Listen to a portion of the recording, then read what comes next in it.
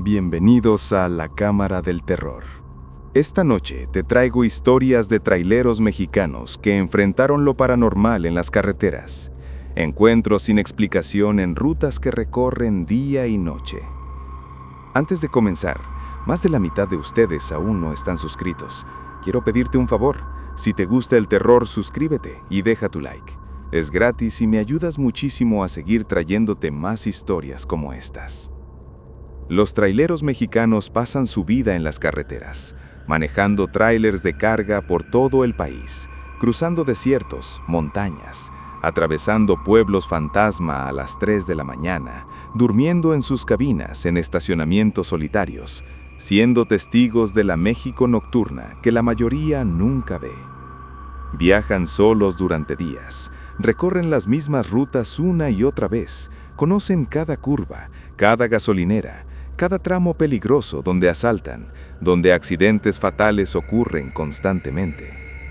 Y en esas miles de horas solitarias en carreteras oscuras, los traileros ven cosas, encuentran situaciones que no tienen explicación lógica. Pasajeros que suben pidiendo aventón y que desaparecen del asiento sin abrir la puerta. Luces que los siguen durante kilómetros sin ser vehículos reales. Gasolineras que existen solo de noche y que no están ahí cuando regresas de día. Y compañeros traileros que encuentras en la carretera, pero que murieron años atrás en accidentes. Algunos traileros han aprendido que hay rutas específicas que nunca debes tomar de noche sin protección espiritual. Tramos de carretera donde tu tráiler pierde potencia, sin razón mecánica, como si algo invisible lo jalara hacia atrás. Radios CB que captan transmisiones de traileros pidiendo ayuda desde accidentes que pasaron hace décadas. Y cargas malditas que traes sin saberlo. Contenedores sellados que nunca debiste aceptar transportar, porque lo que llevan adentro no es completamente de este mundo. Me llamo Alberto, tengo 47 años. He sido trailero durante 25 años, manejando rutas por todo México, principalmente entre Monterrey y Ciudad de México, llevando carga de todo tipo, electrodomésticos, alimentos, materiales de construcción, lo que sea que necesite moverse. Es trabajo solitario. Pasas días solo en tu cabina, escuchando radio, audiolibros, música, hablando por CB con otros traileros cuando hay cobertura, durmiendo en áreas de descanso, comiendo en fondas de carretera. Con los años te acostumbras a la soledad, incluso la disfrutas. Prefieres tu propia compañía que lidiar con gente. Pero ocasionalmente, para romper la monotonía, para tener algo diferente, recoges pasajeros que hacen señas en la carretera pidiendo aventón. Generalmente otros trabajadores que necesitan llegar a la siguiente ciudad, que no tienen dinero para autobús, que confían en la bondad de traileros para moverse. Yo he recogido a cientos de personas durante mi carrera, la mayoría encuentros normales, charlas breves, los dejo en su destino, siguen su camino. Pero hace 5 años tuve un encuentro que me hizo reconsiderar completamente esta práctica, un encuentro que me persigue todavía. Estaba manejando de Monterrey hacia Ciudad de México, era como las 11 de la noche, en un tramo de carretera entre San Luis Potosí y Querétaro, zona relativamente despoblada, sin muchos pueblos cerca. Vi a alguien parado al lado de la carretera haciendo señas con el pulgar, pidiendo aventón, una mujer joven, como de 25 años, vestida con ropa casual, con una mochila pequeña. Normalmente no recojo mujeres solas de noche, porque puede ser peligroso para ellas y problemático para mí si alguien las ve subir y después algo pasa. Pueden acusarme de cosas que no hice. Pero esta mujer se veía desesperada. Estaba en medio de la nada. No había pueblos cercanos. Dejarla ahí sola de noche parecía peor que recogerla. Detuve el tráiler, ella subió rápidamente, me agradeció profusamente. Me dijo que su carro había tenido problemas mecánicos kilómetros atrás, que había caminado durante horas buscando ayuda, que necesitaba llegar a Querétaro donde tenía familia. Le dije que iba hacia Ciudad de México pasando por Querétaro, que podía llevarla hasta ahí sin problema. Empezamos a charlar mientras manejaba. Ella era conversadora, amigable, me contó sobre su vida, que trabajaba en San Luis Potosí, pero que originalmente era de Querétaro, que visitaba a su familia frecuentemente. Todo parecía completamente normal, una conversación típica con un pasajero ocasional. Pero como a los 30 minutos de tenerla en el tráiler, empecé a notar cosas extrañas. Primero, aunque estábamos charlando, cuando miraba hacia ella de reojo, a veces parecía que su boca no se movía al mismo tiempo que escuchaba su voz, como si hubiera un retraso entre el movimiento de sus labios y el sonido. Pensé que era cansancio de mi parte, que había estado manejando demasiado tiempo. Después noté que ella no se movía naturalmente. Cuando el tráiler viraba o frenaba, ella no se balanceaba con el movimiento como una persona normal haría. Se quedaba perfectamente quieta, como si estuviera pegada al asiento. Y la temperatura en la cabina había bajado notablemente. Aunque la calefacción estaba encendida, podía ver mi aliento, y ella no parecía afectada por el frío. No temblaba, no se frotaba las manos. Empecé a sentirme incómodo. Le pregunté cosas más específicas: dónde exactamente había dejado su carro, qué tipo de problema mecánico había tenido, nombres de calles en Querétaro donde vivía su familia. Sus respuestas eran vagas, inconsistentes, como si no supiera realmente los detalles que debería saber si su historia fuera real. Y entonces miré hacia abajo, hacia sus pies, y vi algo que me heló la sangre. No tenía sombra. La luz interior del tráiler creaba sombras de todo, de mí, de los objetos en la cabina, pero donde ella estaba sentada no había sombra, como si ella no fuera sólida, como si la luz pasara a través de ella sin obstáculo. Le pregunté directamente, con voz que intenté mantener calmada. Le pregunté si estaba bien, si necesitaba algo. Ella me miró, y por primera vez su expresión cambió, de amigable a algo más triste, más melancólico, y me dijo algo que nunca olvidaré. Me dijo: «Gracias por recogerme. Hace mucho que nadie se detiene por mí. La mayoría me ven, pero siguen de largo, como si no estuviera ahí, como si fuera invisible». Le pregunté qué quería decir con eso, cuánto tiempo había estado esperando a Aventón. Me dijo: «Años. He estado esperando años, tratando de llegar a casa, pero nunca llego. Siempre desaparezco antes de llegar».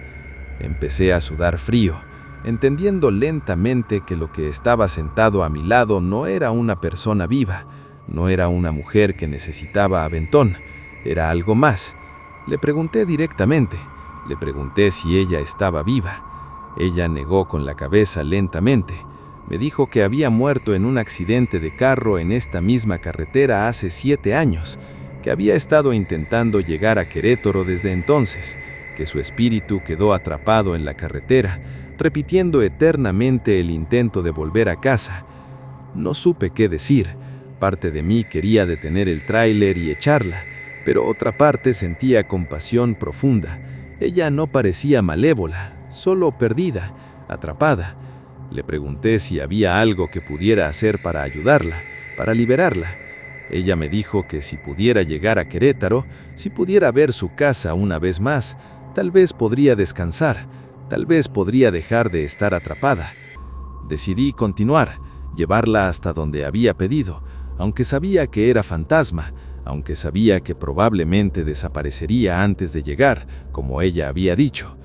Seguimos en silencio durante la siguiente hora, ella mirando por la ventana, yo intentando procesar lo que estaba experimentando. Cuando llegamos a las afueras de Querétaro, le pregunté dónde exactamente necesitaba ir.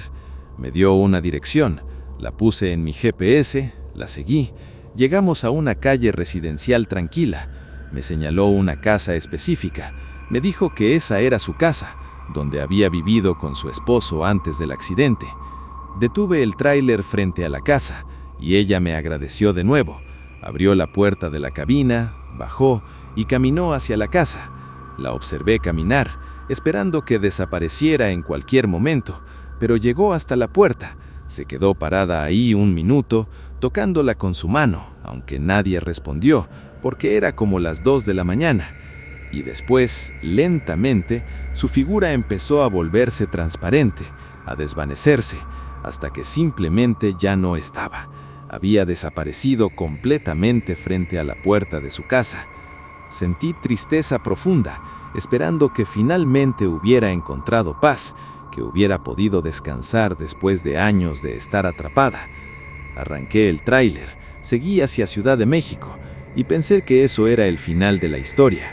Pero semanas después, estaba de nuevo en la misma ruta, manejando de noche, y la vi de nuevo, la misma mujer, parada en el mismo lugar donde la había recogido la primera vez, haciendo señas pidiendo aventón. Esta vez no me detuve, seguí manejando, pero a través del espejo retrovisor la vi desaparecer cuando pasé.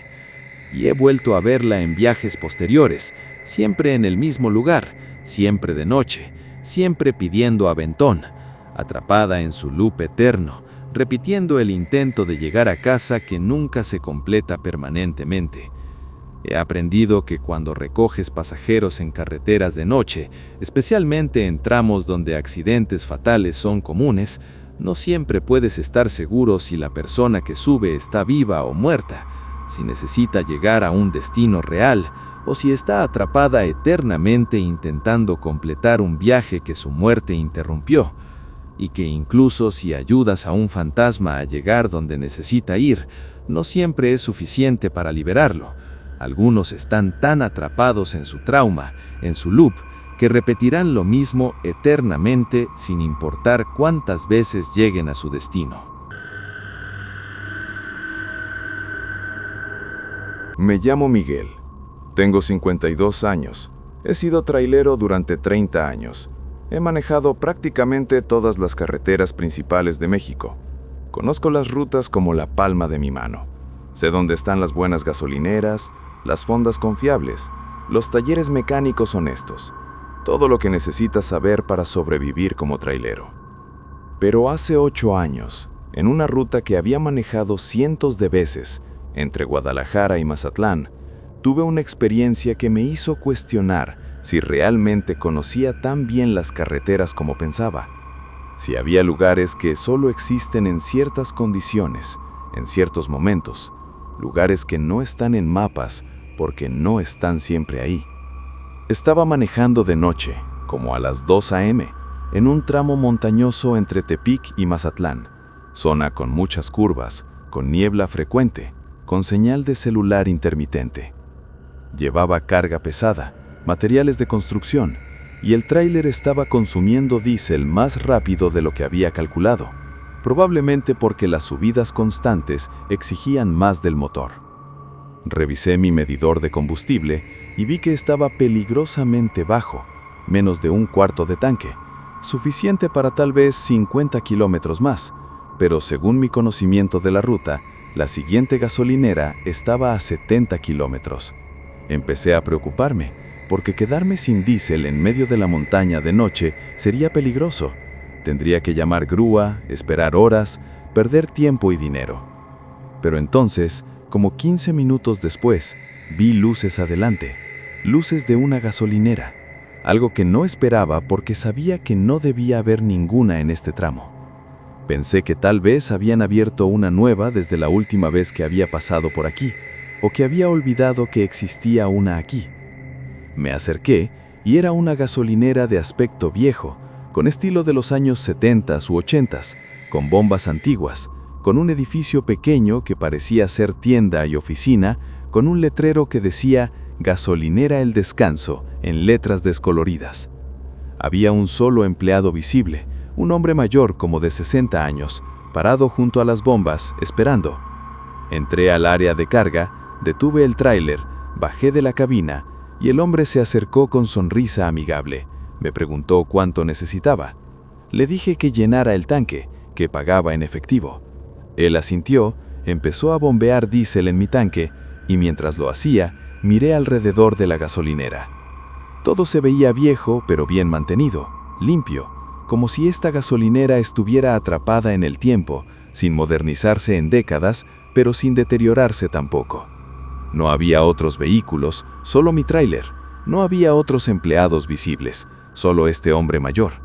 Le pregunté cuánto tiempo había estado esta gasolinera aquí, porque yo había manejado esta ruta muchas veces y no la recordaba.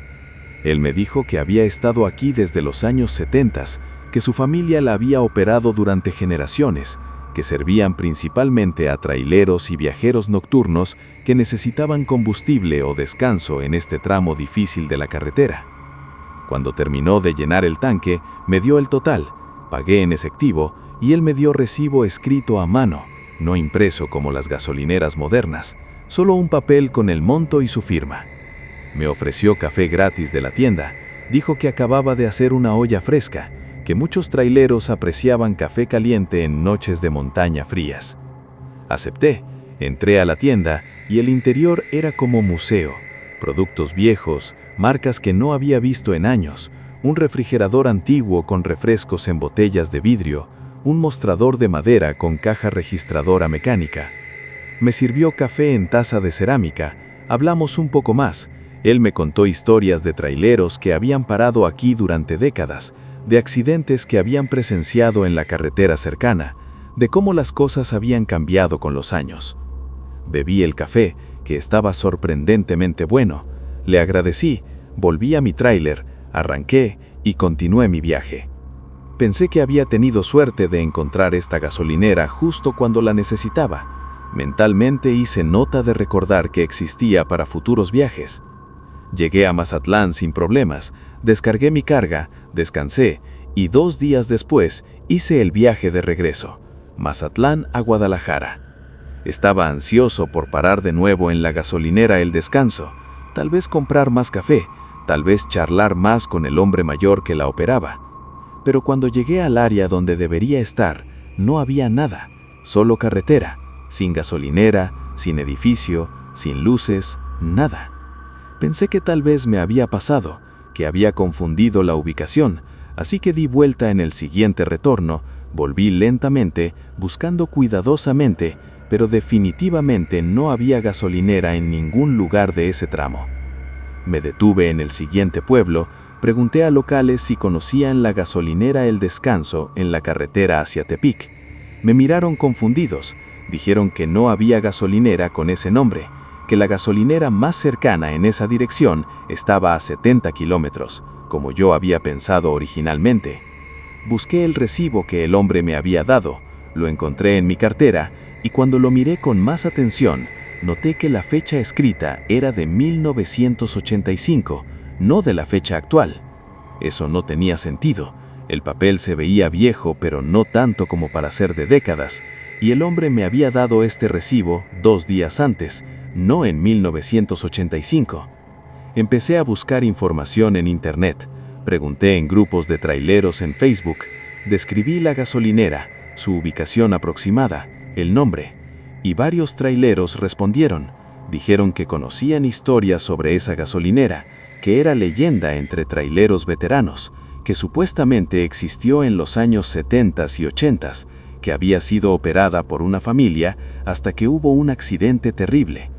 Según las historias, en 1986 hubo un deslizamiento de tierra en la montaña cercana durante una tormenta intensa y el lodo enterró completamente la gasolinera, matando al dueño y su familia que vivían en el lugar.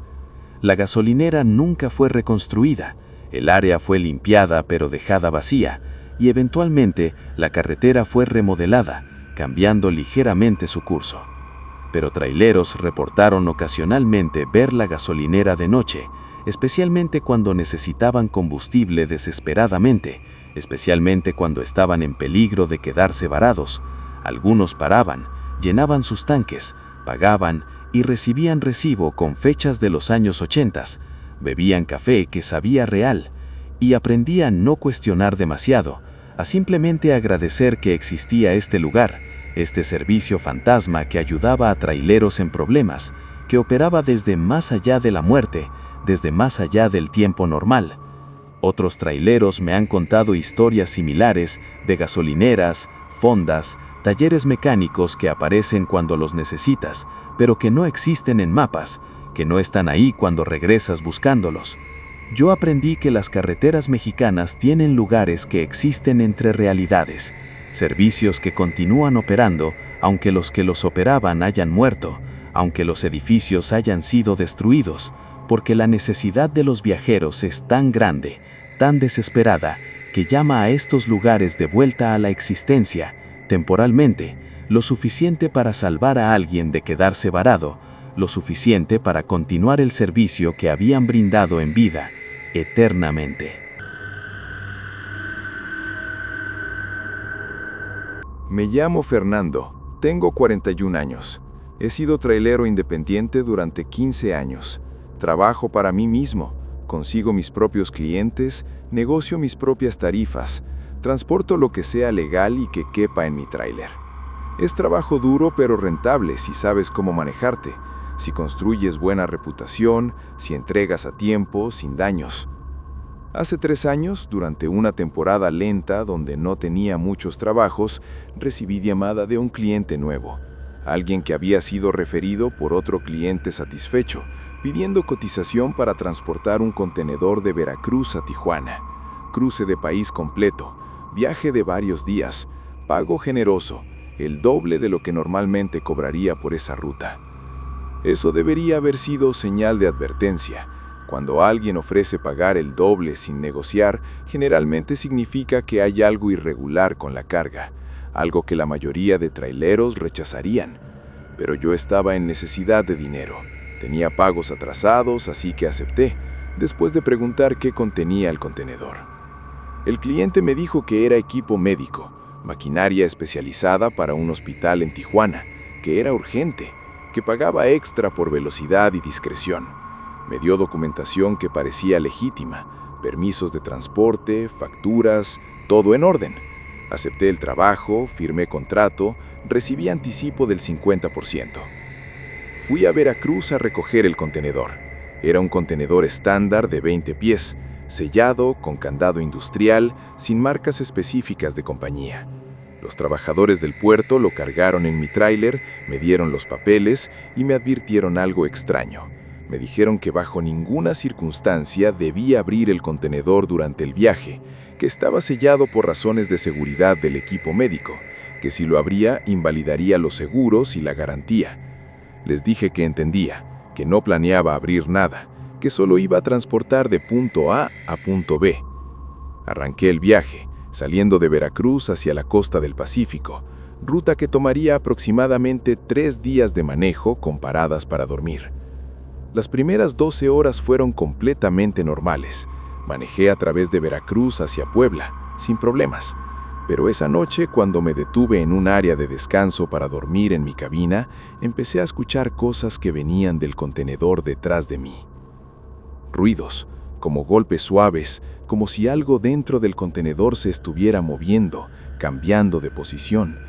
Pensé que tal vez la maquinaria médica no estaba bien asegurada, que se estaba moviendo con el viaje, aunque eso no tenía sentido porque durante el día de manejo no había escuchado nada, solo ahora que estaba detenido.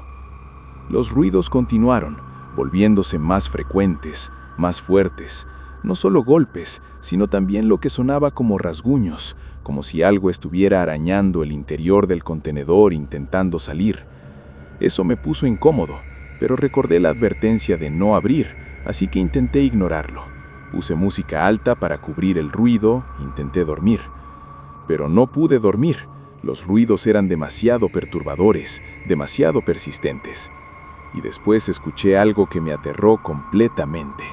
Escuché voces, múltiples voces que venían del contenedor, voces humanas, hablando en susurros, diciendo cosas que no podía comprender completamente, pero que sonaban como súplicas, como pedidos de ayuda. Bajé del tráiler, caminé alrededor del contenedor, puse mi oreja contra el metal, escuchando.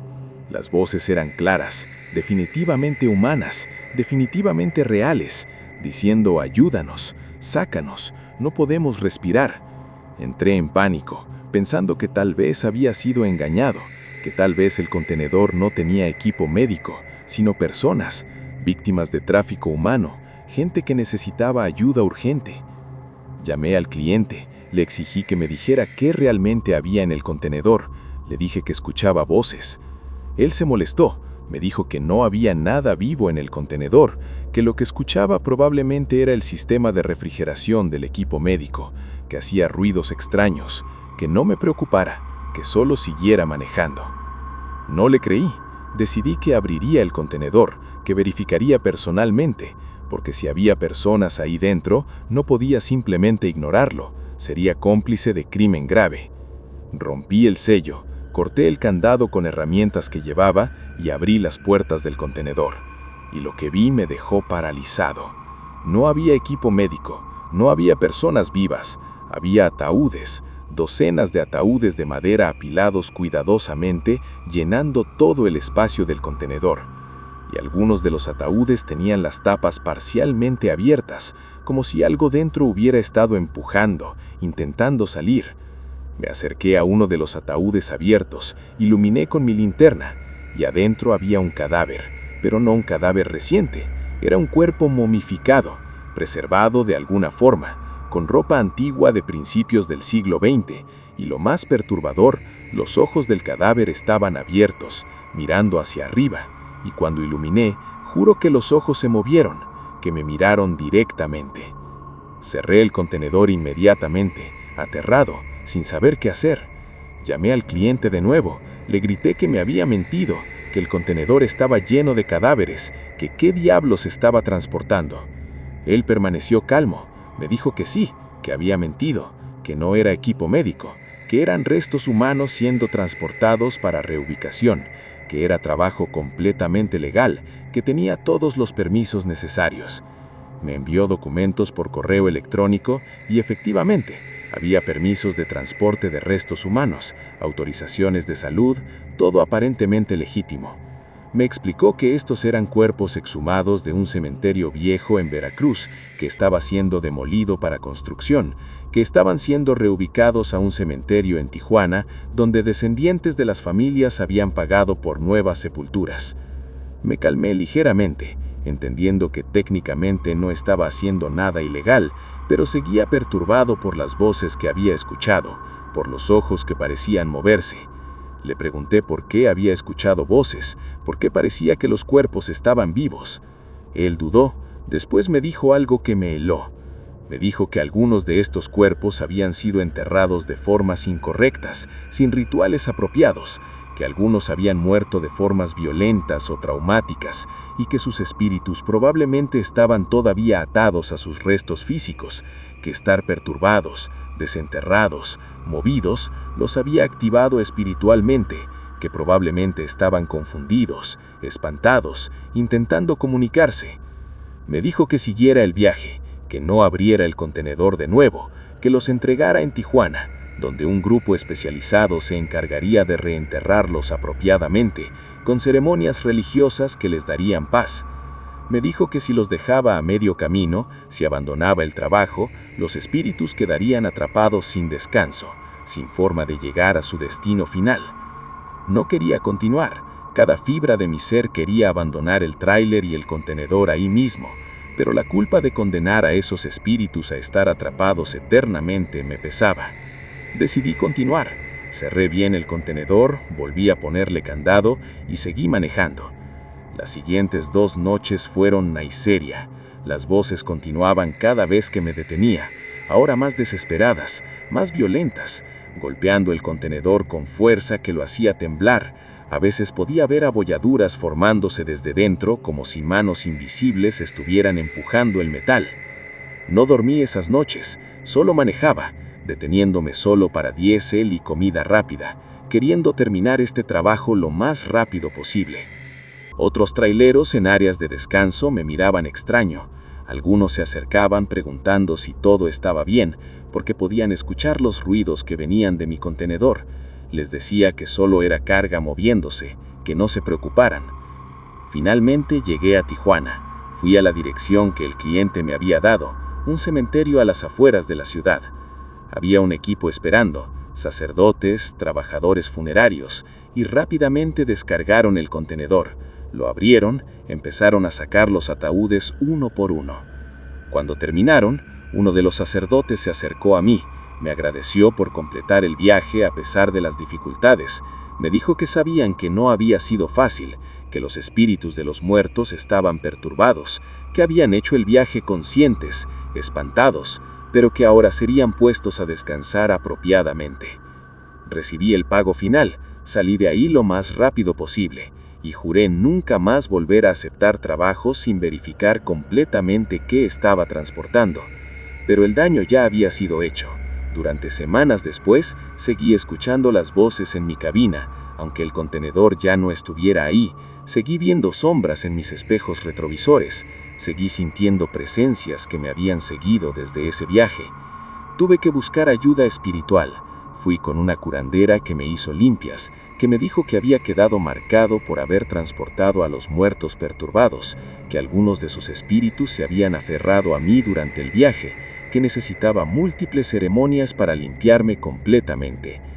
Yo aprendí que cuando eres trailero, a veces te ofrecen trabajos que pagan demasiado bien, y eso siempre significa que hay algo que no te están diciendo, algo que la mayoría rechazarían si supieran, y que transportar muertos, especialmente muertos que no fueron puestos a descansar apropiadamente, es invitar espíritus perturbados a tu vida, es abrir puertas a lo sobrenatural que después no puedes cerrar fácilmente, y que el dinero extra nunca vale el precio espiritual que pagas después. Me llamo Roberto, tengo 55 años. He sido trailero durante 35 años, desde que tenía 20. Empecé como ayudante y eventualmente tuve mi propio tráiler. He visto cómo la industria ha cambiado completamente, cómo la tecnología ha evolucionado, cómo pasamos de no tener comunicación en carretera a tener celulares, GPS, internet, todo a nuestro alcance. Pero una cosa que nunca cambió completamente es el radio CB, el Citizens Band Radio, que todos los traileros tienen en sus cabinas para comunicarse entre ellos, para advertir sobre accidentes, sobre retenes, sobre peligros en la carretera. Aunque ahora también usamos WhatsApp y otros apps, el CB sigue siendo importante, sigue siendo la forma primaria de comunicación entre traileros que están cerca unos de otros en la carretera. Hace 10 años estaba manejando una ruta que conozco bien, de Hermosillo a Ciudad Juárez. Ruta del norte que cruza desiertos de Sonora y Chihuahua, zona caliente, peligrosa por narcos, por asaltantes, donde tienes que estar constantemente alerta. Era de noche, como las 11 p.m., y estaba escuchando mi CB en el canal 19, el canal que la mayoría de traileros usan para comunicación general. Escuchaba conversaciones normales, traileros preguntando sobre condiciones de carretera adelante, otros advirtiendo sobre retenes de policía, otros solo charlando para pasar el tiempo en viajes solitarios. Pero después, como a medianoche, escuché una transmisión que me llamó la atención. Era una voz de hombre, sonando desesperada, pidiendo ayuda, diciendo que su tráiler había tenido problemas mecánicos, que estaba varado en el kilómetro 142 de la carretera, que necesitaba que alguien se detuviera, que llamara a grúa. Eso no era inusual. Traileros se ayudan unos a otros. Es parte del código no escrito de la carretera. Yo estaba como en el kilómetro 120, así que respondí por CB. Le dije que llegaba en 20 minutos, que me detendría para ayudar. Él me agradeció profusamente, me dio más detalles de su ubicación. Dijo que estaba en el lado derecho de la carretera, con luces de emergencia prendidas. Manejé los siguientes 22 kilómetros buscando su tráiler, pero cuando llegué al kilómetro 142 no había nadie, no había tráiler varado, no había luces de emergencia, solo carretera vacía. Pensé que tal vez se había equivocado con el kilómetro, que tal vez estaba más adelante o más atrás, así que llamé por CB, pregunté si todavía estaba ahí, si necesitaba ayuda. No hubo respuesta, solo silencio estático. Manejé otros 10 kilómetros hacia adelante, buscando, pero nada. Después regresé 10 kilómetros hacia atrás, buscando en ambas direcciones, pero no encontré ningún tráiler varado. Era como si la persona que había pedido ayuda no existiera, como si la transmisión hubiera sido broma o error. Continué mi viaje, confundido, pero sin darle demasiada importancia, pensando que tal vez alguien lo había recogido antes de que yo llegara, o que había logrado arreglar su problema y se había ido. Pero 1 hora después, escuché la misma transmisión de nuevo, la misma voz, diciendo las mismas palabras exactas, pidiendo ayuda en el kilómetro 142. Esta vez no respondí, solo escuché y otros traileros en el canal respondieron, ofreciendo ayuda, diciendo que se detendrían para verificar. Y durante la siguiente hora, escuché a esos traileros llegando al kilómetro 142, reportando que no había nadie, que no encontraban al tráiler varado, exactamente como me había pasado a mí. La transmisión se repitió varias veces más durante esa noche, siempre la misma voz, siempre el mismo mensaje, siempre el kilómetro 142, y cada vez traileros diferentes respondían, iban a buscar, no encontraban nada. Eventualmente, un trailero veterano intervino en el canal, dijo que todos dejaran de responder, que esta era transmisión conocida, que era fantasma del CB, que pasaba ocasionalmente en esta ruta. Me explicó, a mí y a otros que estábamos confundidos, que hace como 20 años un trailero había estado varado en el kilómetro 142 con problemas mecánicos. Había llamado pidiendo ayuda por CB, pero nadie se había detenido esa noche. Todos habían ignorado su llamado porque la zona era peligrosa, porque había sido época de mucha violencia de narcos y los traileros tenían miedo de detenerse por cualquier razón. El trailero había esperado toda la noche y eventualmente asaltantes lo encontraron, lo mataron, robaron su carga, quemaron su tráiler. Su cuerpo fue encontrado días después.